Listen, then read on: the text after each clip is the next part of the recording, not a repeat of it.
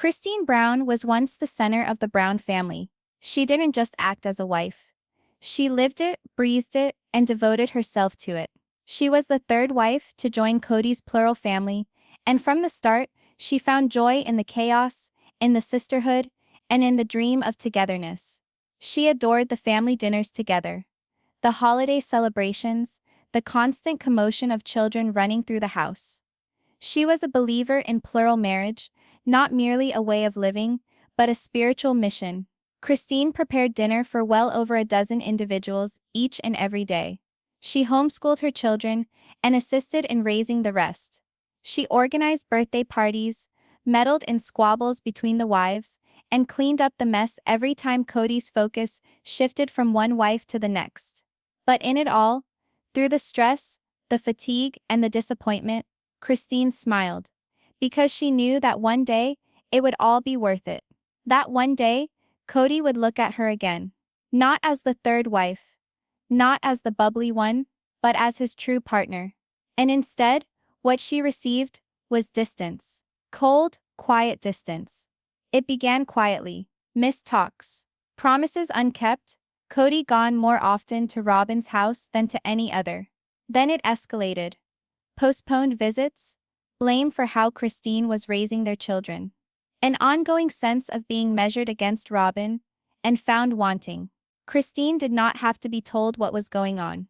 She noticed it in the way Kody gazed at Robyn, the way he became radiant when she was around, the way he stood up for her, again and again, even when Robyn created tension between the other wives. Robyn was the favorite child, and everybody knew that. She was the newest wife, the last addition, the one whom Kody formally wed when he broke up with Meri. And when she came into the picture, all bets were off. Family nights got stressful. The strong sister-wife bond that once held between them began to crack. And Christine, always the glue, suddenly found herself coming apart. She attempted to speak out. She attempted to explain to Kody how she felt. But he called her dramatic, told her she was being too emotional, that she needed to respect Robyn more. Respect her? Christine bit her tongue during years of passive jabs and veiled judgments. Whenever Robyn cried, Kody ran to her side. Whenever Christine cried, he rolled his eyes. Said she needed to grow up. The man who used to hold her hand no longer even looked her in the eye. And yet, Christine remained. She remained for the kids. For Faith. Because she still clung to the hope that perhaps, just perhaps, things would turn around. But the final blow struck during the pandemic. When the family had to make hard decisions about how to visit one another, how to protect the children, and how to stay together, Kody expressed his position clearly. His allegiance was to Robyn. He established strict rules. Rules that were not for everyone.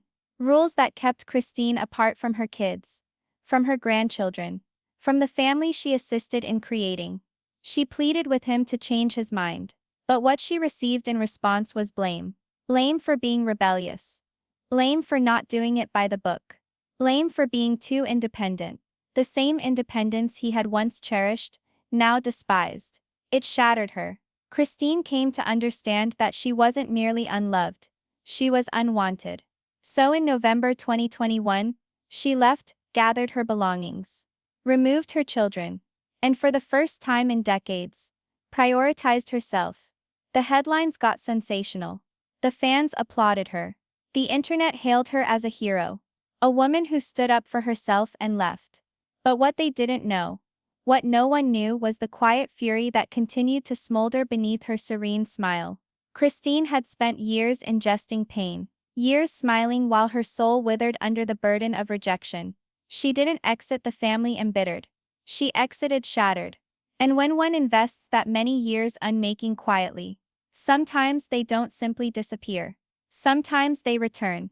Not for love, not for closure, but for justice. And in the depths of Christine's heart, justice was no longer a faith-based thing. It wasn't about counseling, or church, or forgiveness. It was about Robyn. Robyn, who took the man Christine had given her life to. Robyn, who smiled like an angel on television, while plotting venom in the shadows. Robyn, who said she wanted a one family with a catch, only if she could be queen. Christine had eyes. And once she was gone, the memories began to land harder than ever before. The way Robyn employed her tears as weapons. The way Kody always accepted her lies as truth. The way Robyn made the entire family orbit around her, while Christine became a background character in her own life. Christine had found her voice at last. But she didn't simply want to talk. She wanted Robyn out of her life. Initially, it was only a fantasy, a mean idea during one of the long, sleepless nights. But with each memory that came flooding back, the more she relived every ounce of embarrassment, every tear cried in private, every time her children asked why dad doesn't visit anymore, the fantasy started to feel rightful. And then Christine found out. Something Robyn was keeping from her. A secret that could ruin her. A secret so explosive. It could lay in ruins the entire foundation Kody and Robyn have created together. Christine had that secret in her hands. And smiled. This wasn't about jealousy anymore. Not even about heartbreak. It was about gaining control again. For the first time in years, Christine wasn't sobbing. She was scheming. And her scheme? It was drastic. It was perverse, and it was flawless. Robyn's greatest asset had ever been her acting. Her talent for subverting the story and becoming the victim. So Christine would beat Robyn at her own game. She wouldn't simply out her. She would stage her own death. And make Kody believe Christine did. Because the instant Kody felt secure, the moment he relaxed, Christine would annihilate him too. This wasn't about personal revenge. It was justice. Sister wives had always been a tale of cohesion, of love, of self-denial. But not this new chapter. This was war. And Christine? She wasn't the soft wife anymore. She was the executioner. They found her body on a cold Tuesday morning. The phone call arrived at just after 6:40 a.m. A neighbor had heard something odd. A crash, perhaps a scream. And when the police knocked on Robyn Brown's high-end Flagstaff house, the door was open by about an inch. Inside was quiet. Furniture remained unscathed.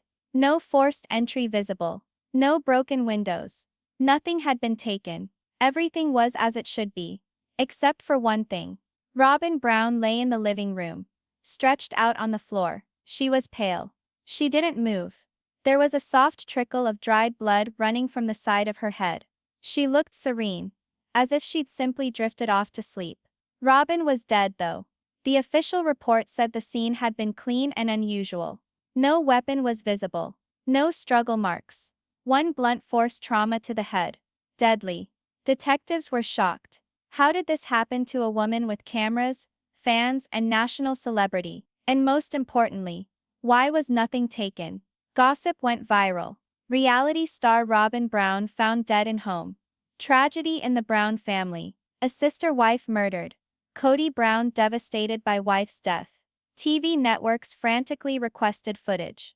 Reporters hung around the house. Fans filled social media with theories, tears, and speculation. But no one was more stunned than the Brown family itself. Kody's despair? Or guilt? Kody appeared on camera outside the courthouse 2 days later. He was devastated. Bags under his eyes. Trembling hands. And brushed hair. Robyn was my heart, he declared. She was the one thing keeping this family together. But to Christine? That was a joke. Because Robyn didn't keep the family together. She destroyed it. Christine stayed at home and watched television in her living room. She remained silent, not to the media, not to the public, not even to her children. She just sat there, her face an inscrutable mask. Janelle took her hand. Concerned. Meri attempted to call. But Christine was quiet. Not upset. Not distraught. Just quiet. And when police started questioning, silence became suspicious. The surveillance footage 3 days after Robyn's death. The investigators got video from a security camera nearby. A neighbor across the street had a Ring doorbell. The timestamp was irrefutable. 1:12 a.m. A vehicle drives into Robyn's driveway. It's dark. No lights on the vehicle. A figure exits, hooded, in a rapid gait to the front door. And they don't ring the doorbell. They open the door with a key. Investigators closed in. Improved the footage. The figure wasn't very tall. Thin build. Feminine stride. They couldn't identify the person. But they had a lead. One of Kody's former wives owned a key to Robyn's home. One who had driven through that neighborhood several weeks prior. Christine. A visit gone wrong. Christine conceded under interrogation. She had once had a key to Robyn's house, but insisted she gave it back years before. She also conceded being in Flagstaff 2 days before Robyn passed away, but claimed she was visiting one of her daughters. Nevertheless, something did not ring true. Why did Christine suddenly drop off the radar on social media following Robyn's death? Why had she said nothing publicly, when she was always the first to speak her mind? And then the strangest part. There was an anonymous call. A woman with her voice disguised called in. She said she saw Christine walk out of Robyn's house early that morning. She gave details about Christine's car, the license number, the color, everything checked out. It was enough to bring her in for questioning. But Christine did not run. She did not deny. She entered the station, sat quietly, and uttered the words nobody anticipated. I killed Robyn. The confession that shattered the internet. Christine's confession wasn't leaked. It detonated. Reporters said she was being charged with second-degree murder. Prosecutors stated they were charging her under Utah's dead body law, an unusual, sparsely used law that mandated a full trial, even if a person waived their right to silence. And Christine confessed more than once. She did it again in court. Peaceful, frigid, crystal. She destroyed my life. I stole hers. The courtroom gasped. Janelle wept. Meri sat numb. Kody, red-faced and trembling, shrieked from the back. You're a monster. But Christine didn't blink. The public was divided. Some dubbed her courageous, finally breaking after years of abuse. Others dubbed her crazy, revenge-seeking, shattered by jealousy. But no one, not a single soul, had any idea what was going to happen next. Because under that admission, Christine was playing a game. A very deadly game. Fans turn against Christine. Initially, Christine's fans attempted to defend her. They claimed it was impossible, that she was covering for another, that perhaps she was psychologically drained, mourning in her own manner. But when prosecutors detailed the timeline and presented the video footage, public opinion shifted abruptly. TikTok clips of her courtroom admission went viral. Her testimony was edited, scrutinized, slowed down. TikTok erupted with hashtags such as #Christine killed Robyn, #sister wives murder, mystery #justice for Robyn. Even her old friends started doubting her. Why was she so composed? Why didn't she even deny anything? Why did she enter the police station voluntarily, rather than wait to be arrested? It didn't add up. Unless, of course, it was all a part of a larger plan. What the autopsy revealed next came the second shocker. Robyn Brown's autopsy revealed something unusual. Yes, there was head trauma, but the blow was not fatal. There was no skull fracture, no brain hemorrhage, only a superficial cut. Even more astonishing, Robyn was not dead when the police discovered her. She was unconscious, shallow breathing but alive. She was removed to a private facility, under medical supervision, shielded from the press, and placed in protective custody. Because the instant she awoke, she uttered 5 words that altered everything. Kody wanted me gone. A new theory appears. All of a sudden, the plot turned around. Christine hadn't attempted to murder Robyn, hadn't even hurt her. Actually, she might have saved her life. The confession? A red herring. The courtroom drama. A ruse. Because while the world accused Christine, she and Robyn had been secretly making a pact. They had staged a death, acted out, set a trap, and the man they were searching for was Kody, the real target, Kody Brown. As Christine sat in court, playing the martyr, as online trolls ripped her apart, while the world thought she had finally gone nutty, Kody Brown was being watched, kept under a microscope.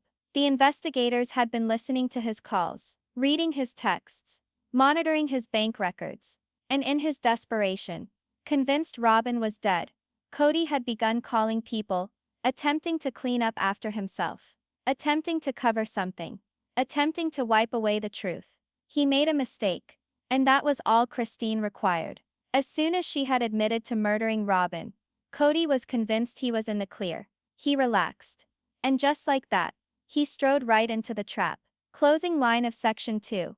Christine had played the role to perfection. The grieving ex-wife turned murderer. But in real life, she wasn't the killer. She was the bait. And Kody Brown had just swallowed the hook.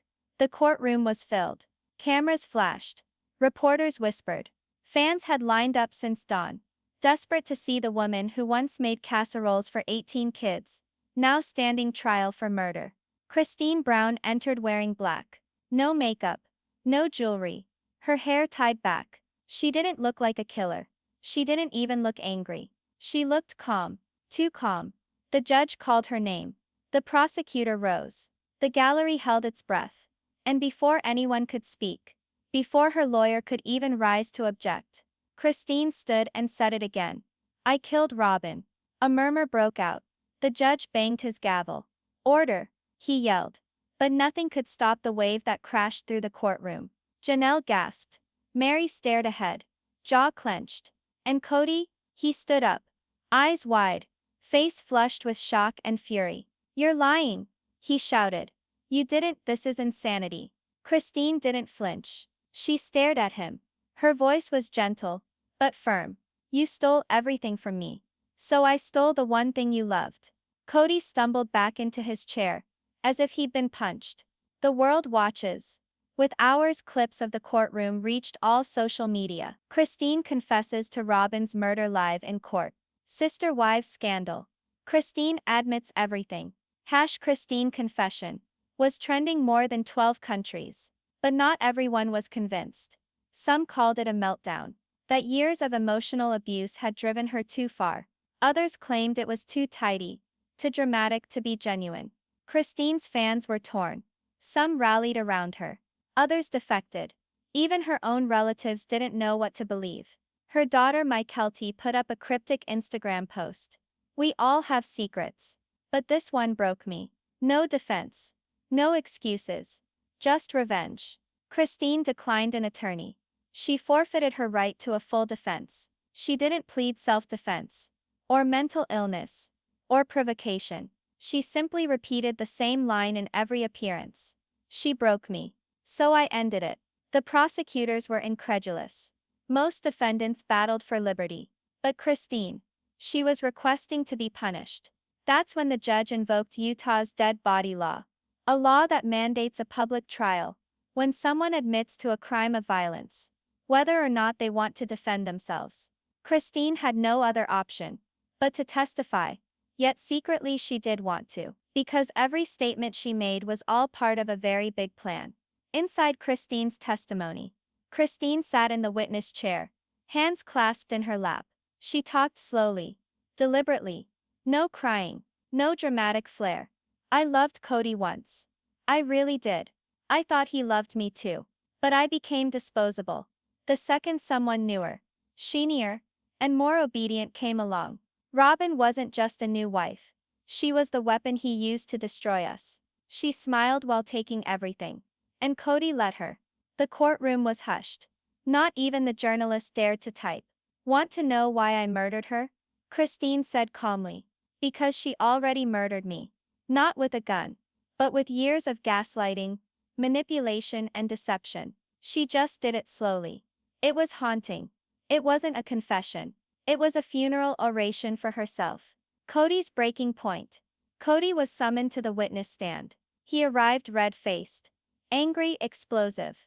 The man who used to juggle 4 wives now appeared as if he couldn't even juggle his feelings. This is absurd, he snapped. Christine always had problems. She's envious. She was envious from day one. He jabbed his finger at her in the courtroom. She couldn't accept Robyn being superior to her. The room gasped. Christine didn't even flinch. She just cocked her head slightly, like she'd heard it all before. The prosecutor spoke calmly. Mr. Brown, did you ever think about Christine's feelings as your wife? Kody ridiculed. She knew what she signed up for. There it was. The line that flipped public opinion immediately. Every woman who ever felt belittled heard it loud and clear. She knew what she signed up for. A storm outside, and outside the courthouse. There were crowds. Some with signs "Justice for Robyn. Christine is dangerous. #Team Kody. But just as many held aloft others. We believe Christine. Emotional abuse kills too. She snapped because no one listened. Tension mounted. The trial was no longer about a single death. It was about decades of silence, of buried anger, of women who had been taught to know their place. Christine was a symbol, whether she liked it or not. A secret visitor. One late evening at the trial, someone paid a visit to Christine in jail. It wasn't a lawyer. It wasn't family.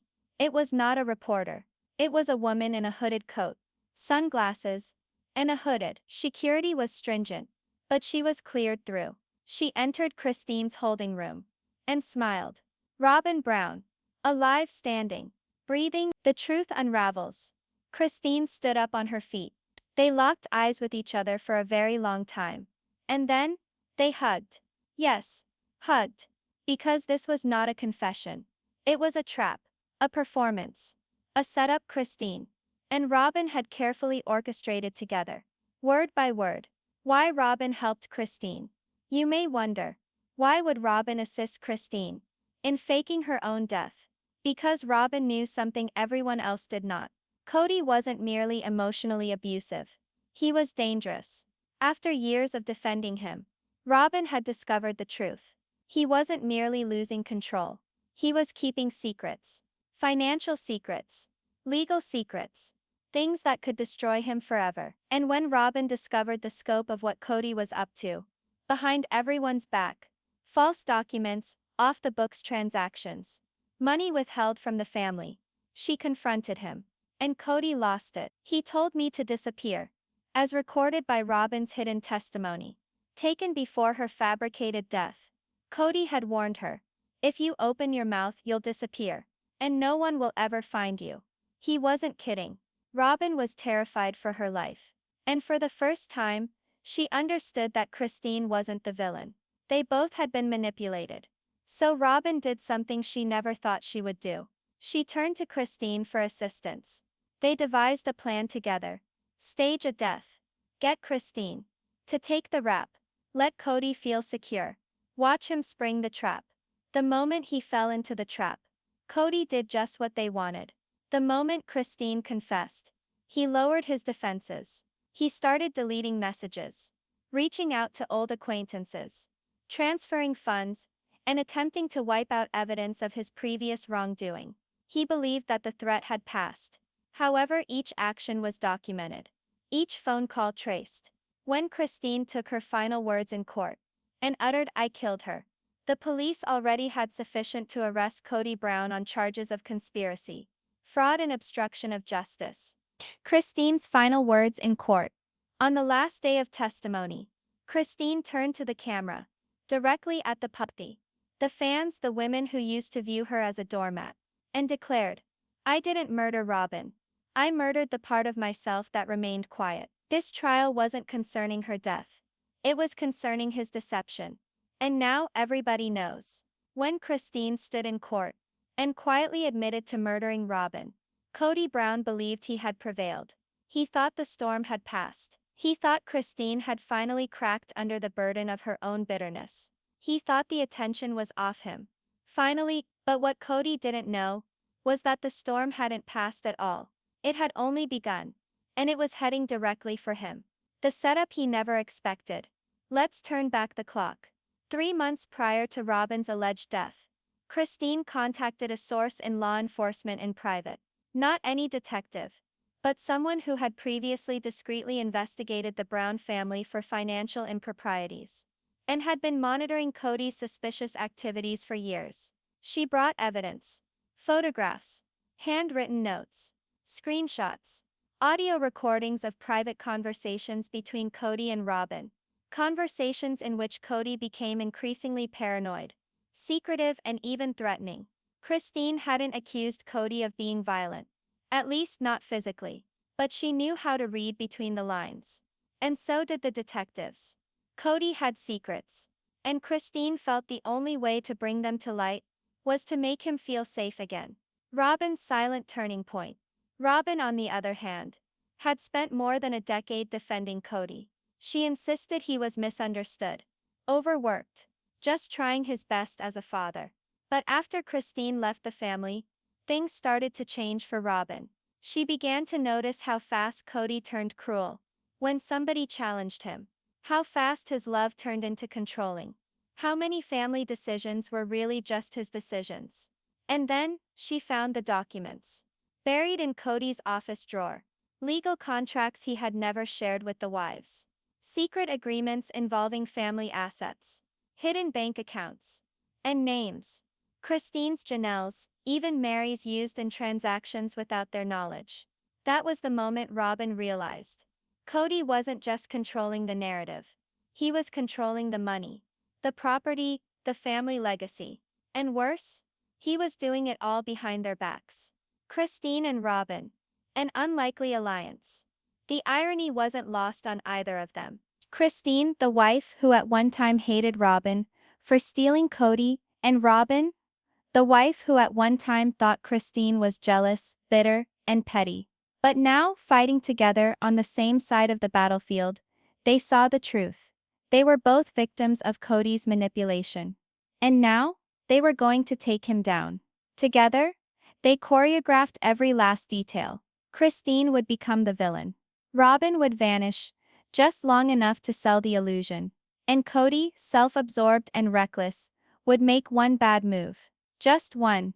That was all they needed. The mistake that cost Kody everything. Following Christine's courtroom admission, Kody was invincible. His biggest adversary, Robyn, was dead. His largest critic, Christine, was locked away. He swaggered down the hallways, conducted press conferences, even talked about writing a book. But in private, he freaked. He erased old hard drives, shut down accounts, called attorneys, drafted property deeds into new shell entities, even routed large amounts of cash into offshore crypto accounts. He was doing precisely what Christine had said. And the police were observing each move. They had been tracking him the second Christine gave her public confession.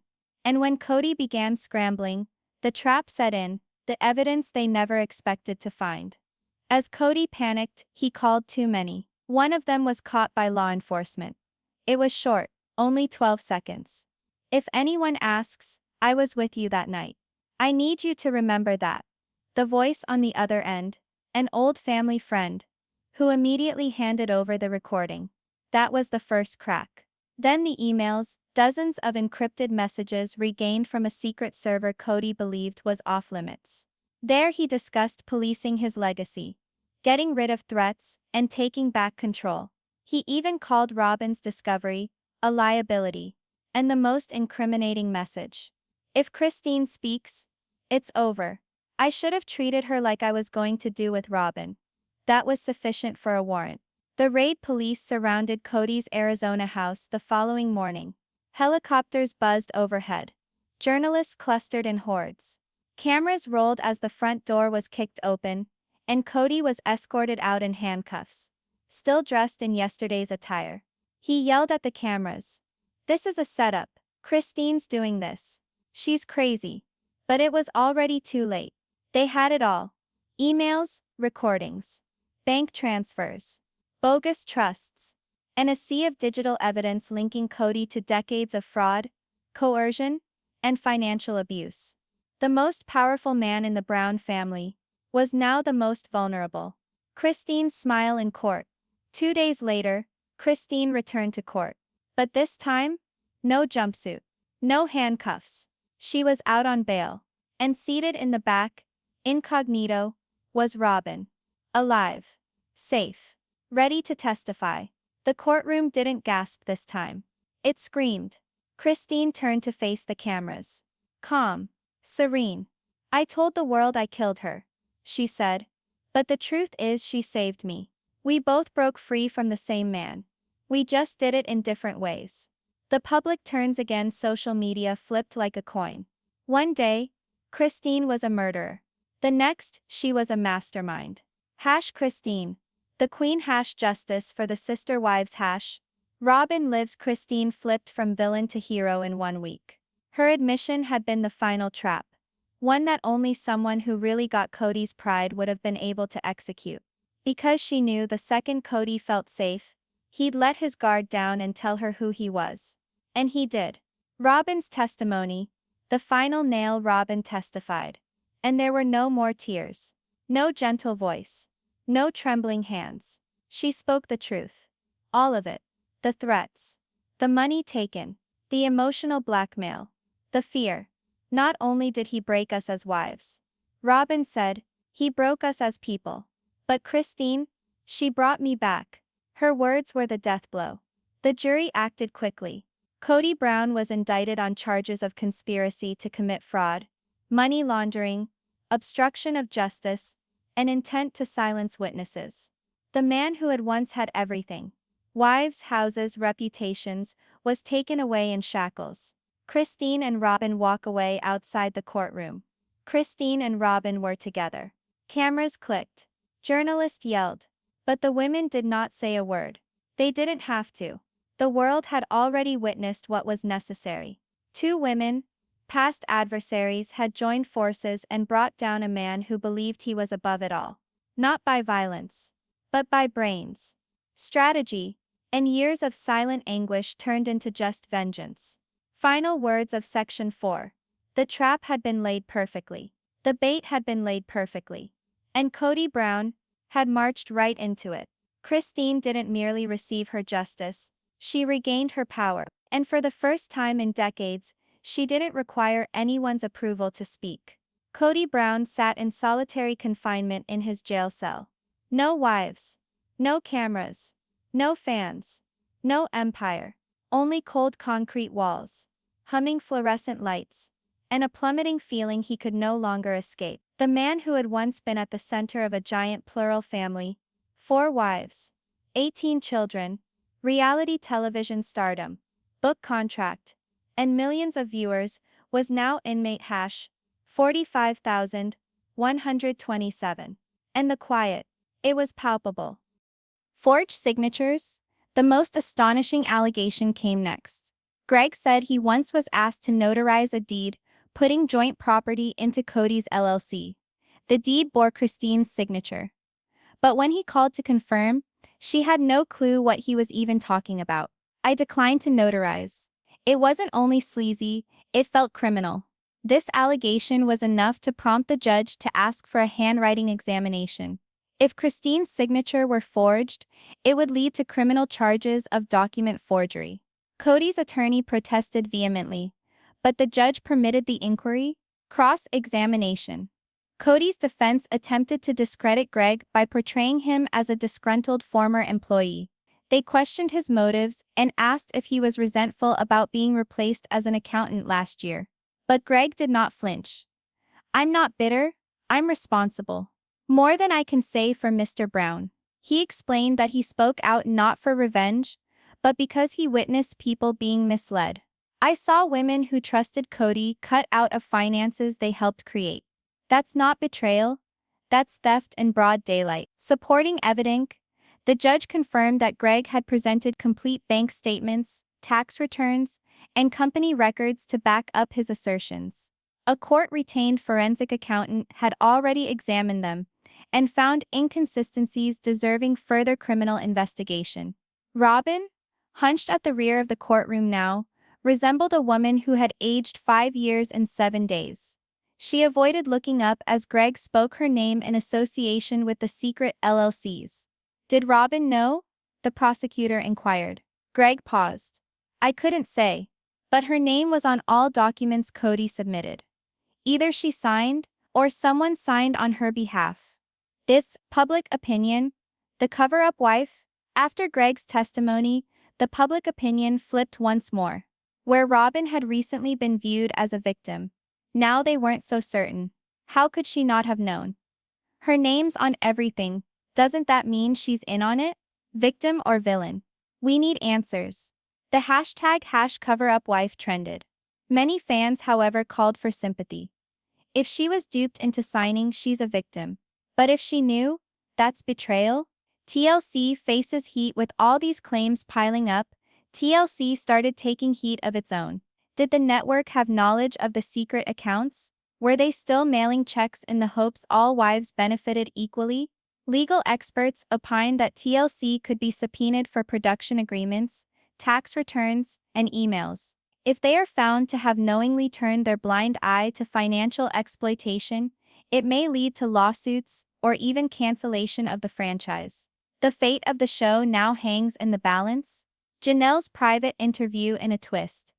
Janelle conducted a private post-hearing interview with a podcast affiliated with a national news organization. In it, she stated, "We asked questions for years. We got brushed off. We trusted him. And now, we know why we were kept in the dark." She choked out the words, her voice weighed down by sorrow. "We weren't sister wives. We were sister workers." Building a brand for him to cash in on.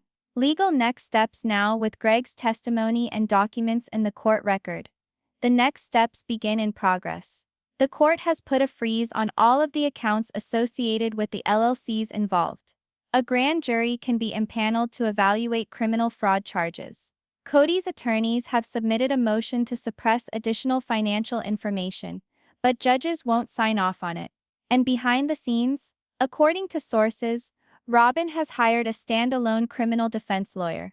She might be gearing up for her own courtroom fight. A Family in Ruins Session 4 concludes with the ominous acknowledgement that the Browns were not merely a dysfunctional family, they were a meticulously built house of mirrors.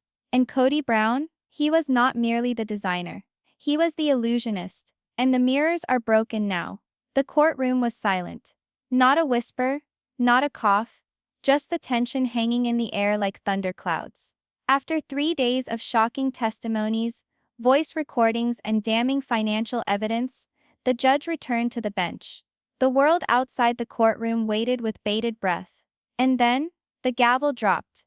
The verdict: the judge ruled, based on the financial evidence, there are significant grounds for breach of fiduciary duty, intentional financial concealment, and possible fraud. This case will now be sent to a criminal investigation stage under the domain of the State Financial Crimes Unit. In plain English, Kody Brown isn't just under civil lawsuit anymore. He's being looked into criminally. What began as a hearing on custody and assets just blew up into an outright legal tempest. And he's dead center in the middle of it.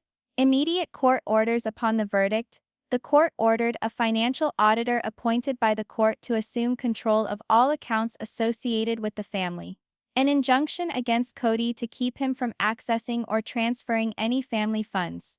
A temporary financial allowance to be divided equally between Janelle, Meri, and Christine for continued support of their children. Subpoenas to both Kody and Robyn, requiring detailed account statements, email communications, and ownership records of any LLCs or trusts created in the last 5 years. And that last point is crucial. And the reason is that if Robyn can't prove that she didn't know about the fraudulent transactions, she could be brought in as an accomplice. Robyn reacts as the judge read the verdict. Robyn visibly began to lose it. Her hands were shaking. Her face was ghost white. And then the cameras captured it. A single tear rolled down her cheek. Some think it was guilt. Others, shock. But one thing's for sure. Robyn Brown is no longer shielded by silence. Her testimony now conflicts with financial records brought by accountant Greg Thomas. If even one of her signatures was a forgery, the case gets deeper. If she signed knowingly, it's game over. Public reactions. Teen Wives vs. Teen Kody online. The Sister Wives fan community exploded. Hashtags swelled. #justice for the wives. #Kody the fraud. Robyn knew. #protect the kids. Some of the comments included, he constructed an empire upon their backs, and attempted to maintain it all. Robyn's tears don't impress me. Where were they when Christine was being gaslit? Greg is MVP. Without him, this never sees the light of day. Even ex-TLC crew started chiming in anonymously. One producer had this to say: "We always knew something wasn't right with the pay model, but we were directed not to ask questions." Will TLC axe the show? Now the million-dollar question, will Sister Wives go on? A network source broke that season 19 production has been shelved indefinitely awaiting legal clearance. Why? Because if Kody or Robyn are prosecuted for financial crimes, all the footage may be admissible as evidence or be prejudicial to current investigations. TLC is already under fire from activist groups accusing the network of enabling years of emotional and financial abuse. Sponsorships are withdrawing, and the formerly hit reality show is on the brink of collapse. Why are legal experts weigh in? Lead family law lawyer Marla Simmons was a guest on a morning show that went viral the following day. This no longer about bad marriages. It's about fraud, misappropriation of shared income, and potential IRS violations. If the evidence pans out, Kody could be fined, have his assets seized, and even end up in jail. And what about Robyn? Ignorance is not a defense. If she profited knowingly, she'll be drawn into this whether she wants it or not. A family divided. Janelle spoke first following the verdict. She put up a heartfelt post on Instagram. The truth matters. It always has. My kids deserve to know. And so did I. I wish things were different, but I appreciate the strength to deal with it now. Christine shared it, adding, "We built something together. He tried to take it all, but we're still standing." And Meri? She said nothing. But her close friend tweeted a quote for her: "He was never the leader. We were. We just forgot." Cess? The children's future. Maybe the saddest part of it all. The kids. With custody and support caught up in the court drama, their worlds have been turned around. Gabe, Janelle's son, tweeted cryptically, "Turns out family was a one-way street." Truly, Christine's youngest daughter apparently cried upon learning of the secret trust fund that did not have any of the kids' names on it. Court records indicate that not a single child had been made a beneficiary to the enigmatic Family Forward Trust, a trust purportedly established for them. Where Robyn stands now. Sources close to Robyn report she is now living separate from Kody for reflection, meeting with her own lawyers, being pressured by family to fully cooperate with authorities. Some think she might flip and become a state's evidence witness to save herself. In other words, testifying against Kody in lieu of lighter penalties or immunity. Which begs the question, will Robyn be the one to bring Kody down at last? What's next? This is far from over at the end of the day. Here's what we know. Kody is being investigated for possible criminal financial wrongdoing. Robyn will likely be required to testify once more. The wives are taking back their voices, and the court is paying attention. TLC is on its knees. And the Brown family brand, shattered. What was once marketed as one big happy plural family is now at the center of fraud accusations, forged signatures, financial manipulation, and betrayal. Final word. A closing thought. Ultimately, the truth prevails. It takes time. It takes heartbreak. But it arrives. And this time, it arrived in the guise of a courageous accountant, a courtroom, and a sisterhood that would not be intimidated. The wives stood up. The children spoke out. The world peered behind the curtain, and Kody Brown, he might finally have to pay the price.